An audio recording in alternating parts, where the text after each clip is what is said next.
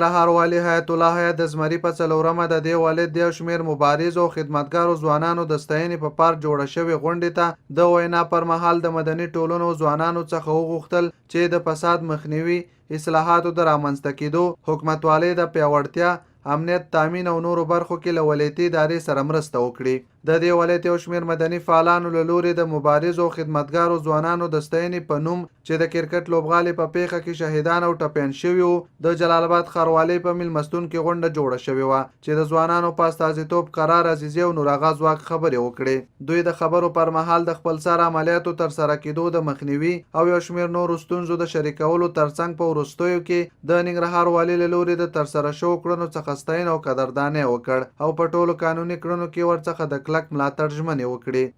هغه ځوانان چې په لارګو کې، په خپلو کې، په بمونو کې د دې وطن لپاره مبارزه کړې، موږ سره 15 کاله په دې ځای کې مبارزه کړې ده. په دغسې سختو شرایطو کې والي صاحب، جناب والي صاحب مبارزه کړې ده. زموږ خلکو به د ملي اردو د ملي پولیسو جنازې نه کولې. همدغه ځوانان، همدغه د ننګرهار ځوانان، همدغه قهرمانان وو چې ولسوالیو ته لاړو چې آیا تاسو غلط وشي واستئ. ملي اردو، ملي پولیس دا زموږ قهرمانان دي، دا زموږ د دې وطن ساتونکي دي، دا موږ یو موږ دی، دا موږ نه جدا نه دي. همیشه د خپل حکومت سره، د خپل دولت سره موږ اوږه په اوږه ودرولي. نه د کوم معاش په خاطر باندې کار کړی دی، نه مو د 15 روپیو په خاطر کړی دی. د الله د رضا لپاره او د دې وطن لپاره دا زموږ مسؤلیت دی. چون دا زموږ ځوانان قرباني ورکړه. داسې ځوانان پکې زموږ شهیدان شو. جناب والي صاحب، د ظهیر صاحب یادونه کوم، قسم په خدای تاسو باور وکړئ چې د کومې ورځ نه ظهیر صاحب موږ شهید شوی، په خدای باور وکړئ لکه ټول ننګرهار ځوانان چې په ملا مات شوي، هغه یو قهرمان ځوان. تاسو باور په خدای وکړئ کله به چې دغسې کوم ملي مراسم وکړو، بعضې خبرې به وایي. یو میاشت مخکې به جناب والي صاحب په دې ولایت کې خوشحالي وه. والي صاحب هم متاسفانه په داسې شپو کې راغی چې ټولې فاتحګانې وې، ټولې جنازې وې. خو د زړه د تله ترې مننه کوم جناب والي صاحب په اوله شپه باندې د معرفت په شپه باندې راغی، موږ سره دلته غبرازي وکړله، اوږه په اوږه موږ سره دلته خوښ کې توی کړې، موږ سره غم شریک کړو خپل. جناب والي صاحب دا کوم ځوانان چې دي، دا کوم خلک چې تا سره اوږه په اوږه ولاړ دي، ستا احساس قابل د قدر دی. د دې ننګرهار دپاره، د دې ولایت دپاره، د ټول افغانستان دپاره په ګډه مبارزه کوو. نه د کوم مشر نه ډارېږو، دا زموږ وطن دی. نه د کوم مشر نه ډارېږو چې بې ځایه دغه کې والي صاحب هغه څوک چې د دې ولایت دپاره د مزاحمت کې، تا دپاره مزاحمت کې، د دې نظام دپاره مزاحمت کې، موږ د هغې مخې ته ودرېږو. زموږ نننۍ غونډه جناب والي صاحب یو زموږ دا د قهرمانو ځوانانو نازول دي چې دا باید ونازوو، دا باید سپورټ شي، تشویق شي. داسې فکر ونه کړي چې زموږ څوک د پوښتنې نشته یا موږ څوک نه تشویق کوي. نه، تاسو اصلي قهرمانان یاستئ. هغه وخت کې یو سړی رهبر کېدلی شي، یو سړی مشر کېدلی شي، یو سړی څوک کېدلی شي په دې وطن قرباني ورکړي، وینه خپله توی کړي. هغه سړی نشي مشر کېدلی چې بلډینګ څوک جګوي. څومره خلکو نه بلډینګونه پاتې شو، څومره خلکو نه لکسس او شی نه پاتې شو. خو ستاسو دا قرباني به په تاریخ کې یادېږي. دغه خو ګران هېواد افغانستان، خاصه توګه ننګرهار زموږ او ستاسو وطن دی، زموږ او ستاسو د خاپوړو ځای دی.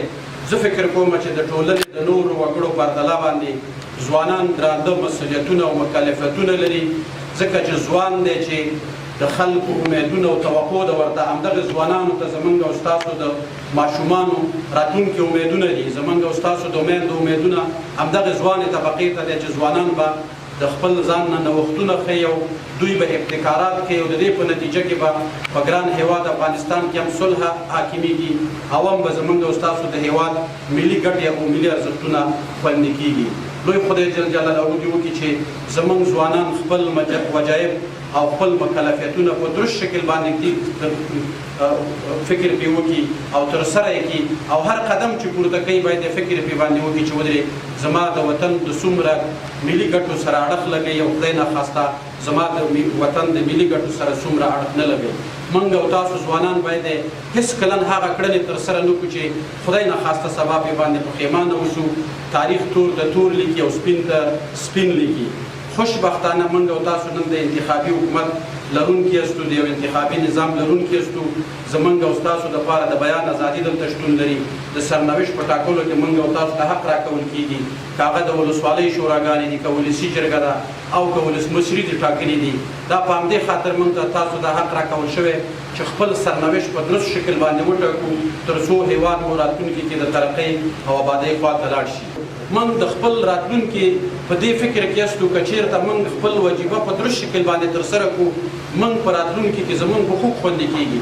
د خپلو حقوقو د خوندیتوب دپاره موږ همیشه په دې فکر کې یاستو چې موږ داسې قدمونه پورته کړو چې زموږ راتلونکی روښانه اوسېږي.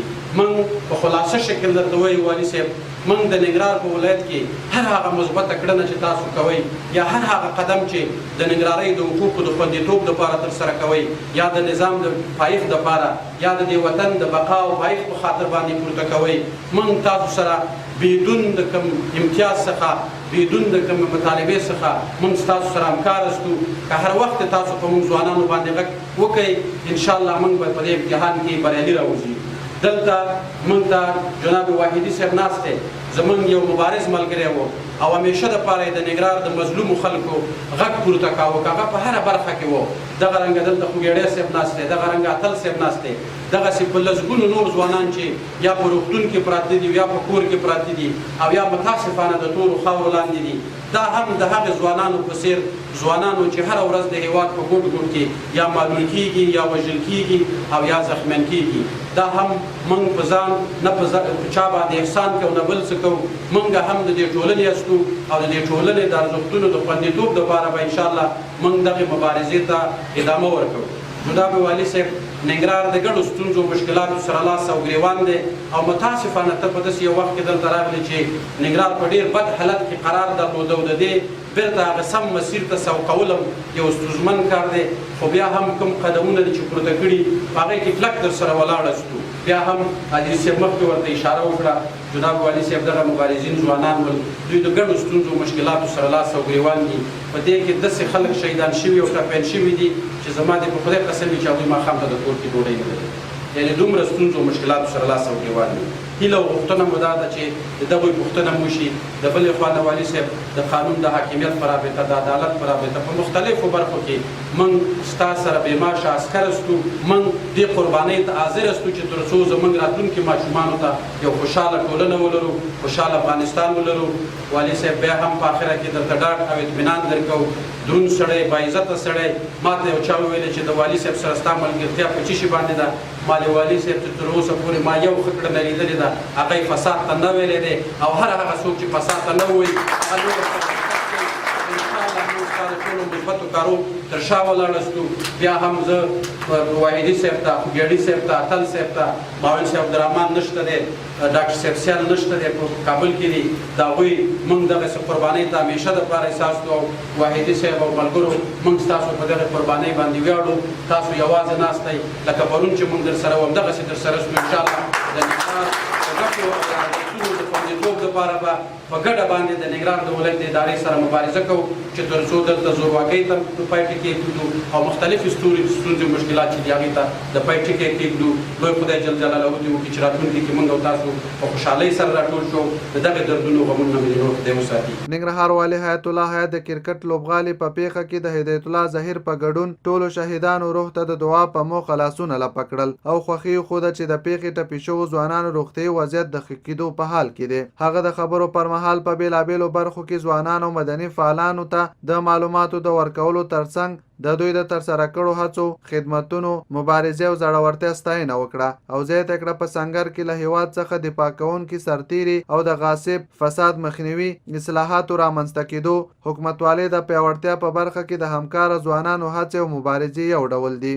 ننګرهار والي حیات الله حیات وویل ځوانان تل هېواد او خلکو ته کار کړی دی، موږ هم د ځوانانو مشورو خبرو ته ارزښت ورکوو. نو ځوانانو ته لازمه ده چې د فساد او زورواکو په مخنیوي، ښې حکومتوالۍ او امنیت ټینګښت کې له حکومت سره همکاري وکړي. د ظهیر صاحب ورسره د دې قافلې ټول شهیدانو ته جنتونه وایي، او د موږ هغه مبارزین وروڼه چې هغه د مدني ټولنې په مبارزه کې چې مخامخ ناست دي، زخمیان شوي او یا په سرو سنګرو کې د دې وطن د ساتلو لپاره زخمیان شوي هغو ته د خدای جل جلاله نه عاجله شفا غواړو.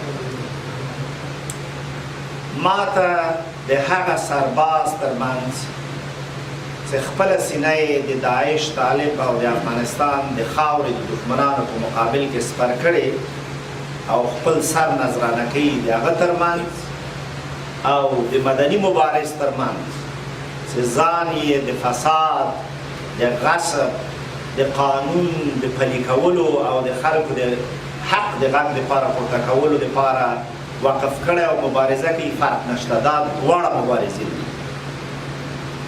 که هغه په سره سنګر کې مخامخ جګړه کوي، تاسې هم په یو داسې هېواد کې چې هغه 40 کاله په غمیزه کې پروت ده، تاسې هم د خپل سر په خطر سره د حق غږ پورته کوئ.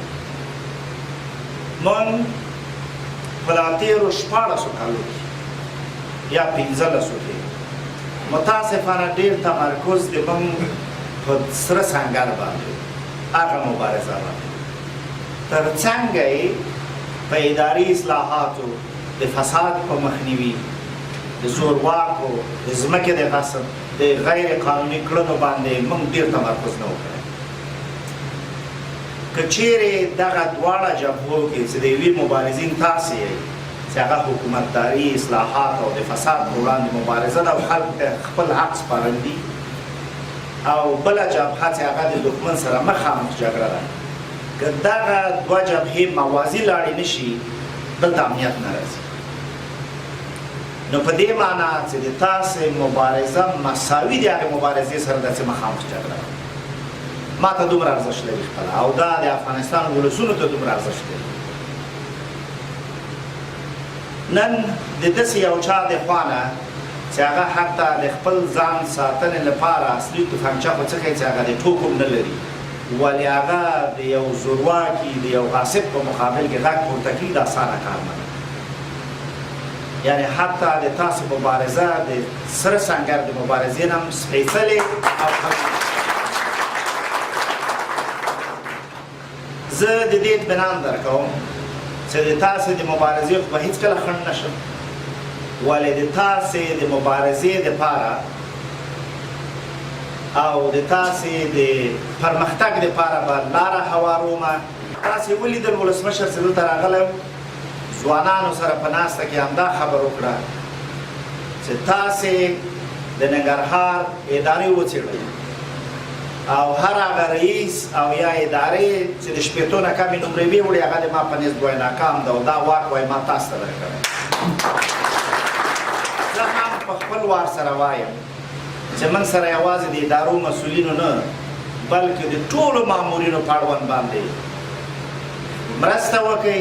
څوک چې شی کوي، څوک د دې ملت په درد خوري او څوک یې نه خوري، زه حاضر یم ټولو اصلاحاتو. د تاسې رول په اصلاحاتو کې د هر چا نه مهم ده. تاسې هغه قوه یې چې د موږ نه هېڅ نه غواړئ، ته نه د موږ نه دا غواړئ چې د موږ وایي غږ واوره، او انشاءالله د تاسې د غږ اورېدو او په هغې باندې د عمل کولو دپاره هم غوږونه شته او هم فکر شته. زه د ولسمشر د زړه 2-3 خبرې تاسو ته کوم. یو، په هر ډول چې وي، که هر څومره باندې ستونزې پیښي، خو زه تر دې حاضر یم چې شخصي بدي ماته هم پیدا کېږي، قانون به په ټولو یو شان پلی کړو.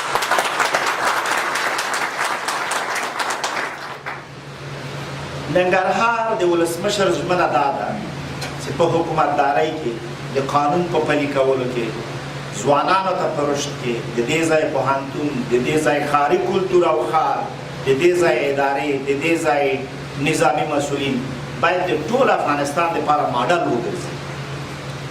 دا فرصت او دغه چانس موږ ته ولسمشر راکړی.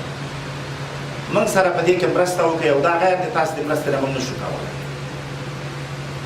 چې آیا موږ که غواړو چې ننګرهار په دغه برخو کې ماډل د افغانستان دپاره جوړ کړو، څه کول پکار دي، او په دې باوري اوسېږئ چې د هر چا نه تاسې باندې موږ زیات اعتماد لرو، ځکه تاسې بدون د کوم خپلوۍ اړیکې نه، بدون د کوم حزبي او نورو ګوندي اړیکو نه، تاسې واقعا د ولس د سوکالۍ، ارامتیا او د برابرۍ او د قانون د پلي کولو دپاره موږ ته نظرونه راکوئ. هېڅ کله د هغې نه شخصي او ګوندي بوی نه ځي. نو د تاسې نظر موږ ته ډېر زیات مهم ده. فقط زما غوښتنه درنه دا ده چې هر هغه اقدام د دې ولس په خیر کېږي، لکه مخکې چې ځواک صاحب نورو وروڼو اشاره وکړله، او د قانون د پلي کېدو دپاره کېږي، د برابرۍ او یو شانوالي دپاره کېږي، د موږ د تیر برم او عزت د ژوندي کولو دپاره کېږي، په هغې کې فقط ووایئ چې دغه ښه کار ده. دا موږ درنه غواړو او په دې کې راسره مله شئ، په دې کې راسره یو ځای شئ. موږ مثلا دا د ریکشو په اړوند باندې یو پرېکړه کړې ده، یعنې متاسفانه ډېر خلک یې بلې خواته دي، ولې موږ ته د 200 ریکشو والاو نه د ننګرهار 1 میلیون نفوس ډېر مهم دی. موږ ته د فرض که دلته یو 100 دوکانه به د موټرسایکل والی د هغې نه د 1 میلیون نفوس ساتل موږ ته ډېر مهم دي. موږ هغه څه کوو چې ولس یې له موږ نه غواړي. موږ به هېڅکله هغه څه ونه کړو چې افراد یې له موږ نه غواړي. د دې اطمینان درته درکړم. دلته ډېر څه داسې کېدل چې افرادو غوښتل، ولس شاته غورځېدلی و. د دې اطمینان درکړم چې د ټولو دردمنو غږ اورېدل کېږي. بلې د موږ ستونزې دومره زیاتې دي چې موږ په ولایتونو باندې کار کوو او په دې کې راسره مرسته وکړئ چې یو په یو باندې مخې ته لاړ شو. د ځوانانو جذبات، د تاسې نیت هر څه موږ ته معلوم ده. یوه هیله مې درنه ده چې موږ ته فرصت راکړئ، موضوعات را سره شریک کړئ او بیا هغې ته لږ وخت راکړئ چې موږ یې عملي کړو. په یوه ورځ هر څه نه ګلې ګلزار کېږي. موږ به 3 4 5 مهم شیان په نښه کوو، هغه چې اصلاح کړه، هغه عملي شو، بیا به وروسته د هغې نه بل کار کوو. که موږ ټولو ته لاس واچو نه شو کولی. د کرکټ لوبغالي په پیښه کې ټپي شوی مبارز مدني فعال عبداللطیف واحدي پر ټولو ځوانانو غږ وکړ چې په قانوني چارو کې د حکومت ملاتړ او ستونزو پر مهال د غږ پورته کولو په موخه کلکه مبارزه وکړي. یو خاص مننه کوم او دغه د اعزاز پګړۍ د هغې په خاطر ما ورته ترسره کړل. مننه ترې کوم او د ځوانانو نه مې غوښتنه ده چې راځئ نور د تېر تجربې چې موږ د تېر والي صاحبانو او د چارواکو په مقابل کې همیشه غږ پورته کول او انتقادونه کول او موږ د تجربه دا وشوه چې همیشه به موږ انتقاد وکړ. تېر والي صاحبان هم یا تبدیل شو د نور والي صاحبان راغلي، یا اوس فعل هم جناب حیات صاحب راغلي، ولې نتیجه یې موږ ته خاص نتیجه نه وه. راځئ د خپل چارواکو سره، خصوصا بالخصوص د خپل ځوان والي صاحب چې زموږ هم سنګر و هم ادبي فعال و، د دې سره په کلکه ودرېږو او دغه کوم ستونزې، مشکلات او کوم وضعیت چې د په ننګرهار کې د دې باید ټکي ایښودو دپاره باید کار وکړو، ورسره ګروپ وکړو، ودرېږو تر څو دغه حالت نه موږ او تاسو ووځو. د انتقاد په ځای ځوانانو نه مې غوښتنه دا ده چې باید طرحې جوړې کړي، خپل طرحې دې وړاندې کړي او والي صاحب هم خواهش ده چې د ځوانانو سره لکه څنګه چې ته هم خپله یو ځوان او مدني فعال شوی د ځوانانو سره همدغسې په همکاري او د دې د غږ د ښه اورېدو په خاطر همیشه دوی سره ښه هماهنګي ولري او یو ځای کار وکړو تر څو یو د دې غونډې پر مهال د ټولنو له لوري جوړ شوي واردونه د کرکټ لوبغالي په پیښه کې ټپي شوو مدني مبارزینو عبداللطیف واحدي، مبارز اتل، شفیق الله خوږیاڼي، ډاکټر حکمت الله سیال، د هغه ماشوم زوی او یو شمېر نورو ته ورکړل شول. تاسو لږ هغه پکې کړه